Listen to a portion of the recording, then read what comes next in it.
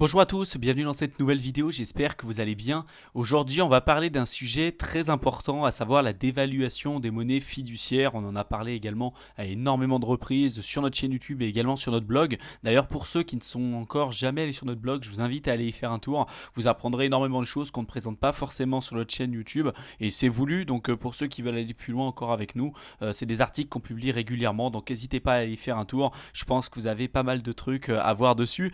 Là dans cette vidéo, du coup, on va parler de la dévaluation des monnaies fiduciaires. Il y a énormément de choses à dire et notamment ces derniers temps, il y a eu un article qui avait été publié sur le New York Times, donc c'est pas n'importe quoi non plus, ça a été repris également après par Bloomberg, etc. Donc quand même par des grands médias et qui ont justement posé cet article, notamment la dévaluation du yuan face au dollar en Chine. Donc justement, ça a rendu les choses particulièrement difficiles, notamment au niveau des échanges internationaux et plus particulièrement face justement aux différentes guerres qui existent encore à l'heure actuelle entre les différentes monnaies fiduciaires. Donc on va essayer de voir ça ensemble à l'issue de cette vidéo. Je vais essayer d'être le plus succinct et le plus précis possible pour que ce soit vraiment simple pour vous à comprendre tout ça. Donc avant d'entamer cette vidéo et de rentrer dans le vif du sujet, si tu viens nous découvrir, comme d'habitude, je t'invite tout de suite à t'abonner à notre chaîne YouTube pour ne pas rater nos prochaines vidéos. On est une chaîne exclusivement dédiée au domaine des crypto-monnaies et plus particulièrement à l'investissement dans le domaine des crypto-monnaies.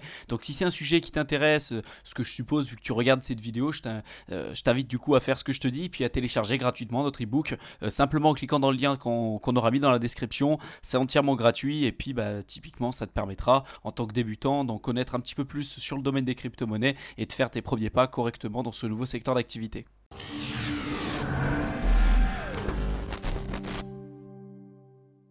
Vous en avez, je pense, beaucoup entendu parler ces derniers temps. Il y a eu Trump qui en a énormément parlé en plus sur son compte Twitter, également là sur le New York Times qui a été ensuite repris par Bloomberg, etc. Le yuan, la monnaie qui est utilisée en Chine, a été fortement dévaluée face au dollar. Alors c'est tout expliqué dans cet article que je vous mettrai de toute façon en description de cette vidéo. Mais simplement ce qu'il y a à comprendre, c'est que finalement, Trump derrière, donc bien évidemment, il n'est pas content par rapport à ça et il dit que la Chine triche justement avec l'Amérique en dévaluant sa monnaie. Alors pourquoi il dit ça? Lorsqu'on dévalue une monnaie, donc ça permet tout simplement d'augmenter les exportations liées à cette monnaie-là. On va booster l'économie en dévaluant cette monnaie. Pourquoi? Puisque là, on parle du dollar et du yuan. Donc, si vous aviez à l'époque un dollar et qu'avec ce dollar-là, vous aviez l'équivalent de 5 yuan, si on dévalue la monnaie, ici en l'occurrence le yuan, et que par exemple, maintenant, on est l'équivalent de 1 dollar est égal à 7 yuan et non plus 5, vous avez une augmentation du pouvoir d'achat pour les personnes qui sont directement liées en dollars, puisque mathématiquement, vous avez la possibilité d'acheter plus de choses en Chine avec 1 dollar. Qu'avant la dévaluation de cette monnaie. Donc ça pose un problème pour les personnes qui sont directement, qui ont leurs actifs et toutes leurs économies investies en yuan, les gens normaux entre guillemets, donc les classes populaires et puis également les classes pauvres. Et c'est plutôt bien pour les personnes qui sont riches et pour booster l'économie et l'exportation. Donc généralement dans ce genre de système, on a également aussi des taux d'intérêt qui sont quand même plutôt bas. Donc l'argent est pas cher. Si on a des taux bas, l'argent est pas cher. Donc si vous êtes riche et que vous avez un bon score bancaire, vous avez la possibilité d'emprunter pour investir. Donc vous avez la possibilité d'obtenir de l'argent pas cher pour investir dans des business, finalement dégager du cash flow, etc. Et donc finalement améliorer votre revenu et puis continuer de préserver votre patrimoine et de vous développer sur les temps à venir. Par contre, vous le savez, mais ce processus justement d'emprunt d'argent, ça permet également d'augmenter le nombre de monnaies en circulation et ça fait de la création monétaire, l'impression monétaire. On a vraiment l'idée à chaque fois en tête que les personnes impriment des billets, et c'est le cas quelquefois, ils utilisent la planche à billets pour imprimer des billets, mais la majorité de l'argent n'est pas créé via cette impression comme ça monétaire, mais principalement via le crédit. Donc le crédit immobilier, le crédit pour investir dans des business, développer des entreprises ou ce que vous voulez, mais finalement c'est là qu'il va y avoir de la création monétaire et finalement le processus que je vous ai décrit précédemment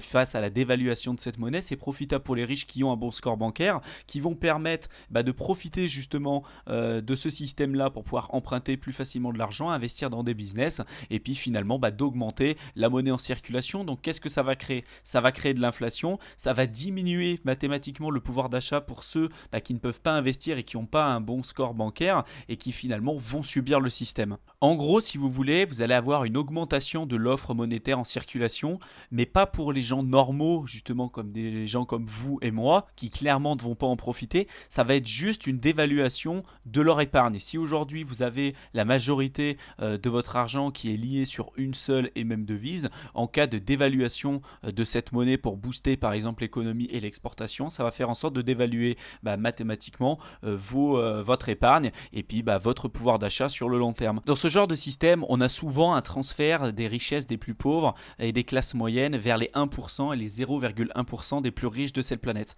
On entend souvent parler justement des impôts qui vont permettre de prendre l'argent des riches pour les redistribuer aux plus pauvres, mais je trouve qu'on entend très peu parler justement de l'inverse et du transfert de richesses qui est aujourd'hui massif et depuis de très nombreuses années des personnes les plus pauvres et des classes moyennes vers les personnes les plus riches justement de cette planète à travers l'inflation et à travers la dévaluation monétaire. Avec tout ce que je viens de vous expliquer, on comprend très bien mathématiquement que la stratégie de recevoir de l'argent, de l'épargner et de le mettre en une seule et même monnaie fiduciaire, que ce soit l'euro, le dollar, le yuan ou ce que vous voulez, c'est clairement pas une bonne stratégie. On voit très bien ce que ça a pu donner en Grèce, on voit très bien ce que ça a pu donner à Chypre et plus récemment en Argentine et au Venezuela par exemple. Donc si aujourd'hui vous avez tout votre argent lié à une seule et même devise en monnaie fiduciaire et directement sur votre compte bancaire par exemple sur un livret A ou sur une assurance vie, c'est clairement pas aujourd'hui la meilleure stratégie. La diversification aujourd'hui c'est quelque chose de très important, ça peut être dans les métaux précieux, ça peut être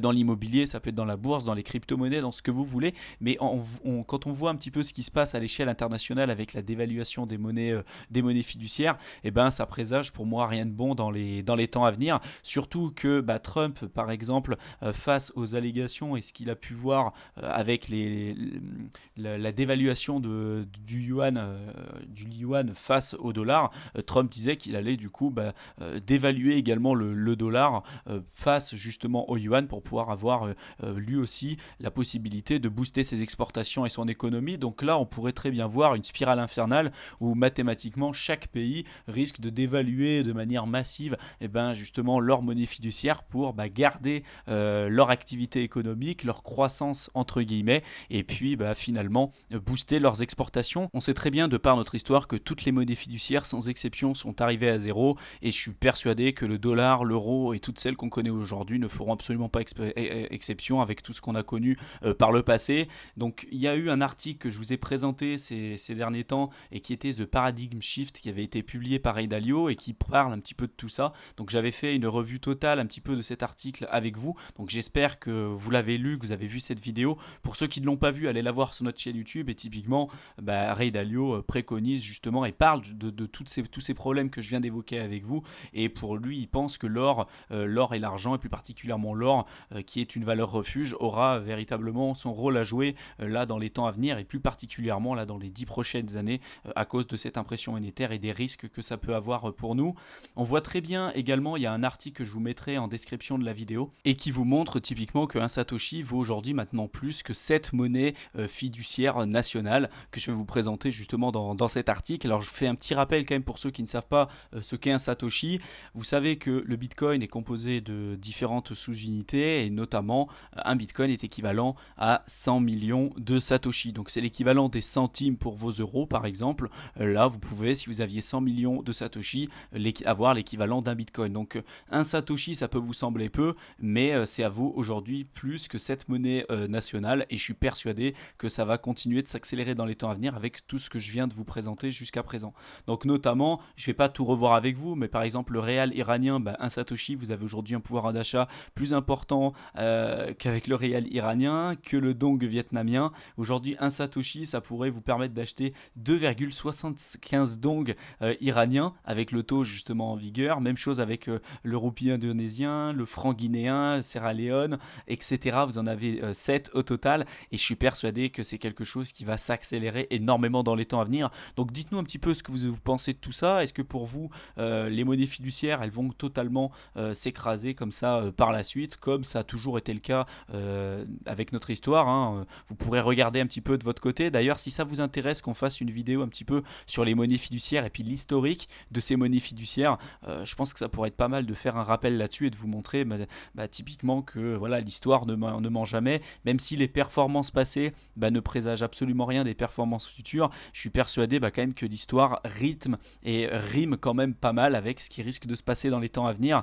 Donc j'espère en tout cas que tout ça aura pu vous éclairer.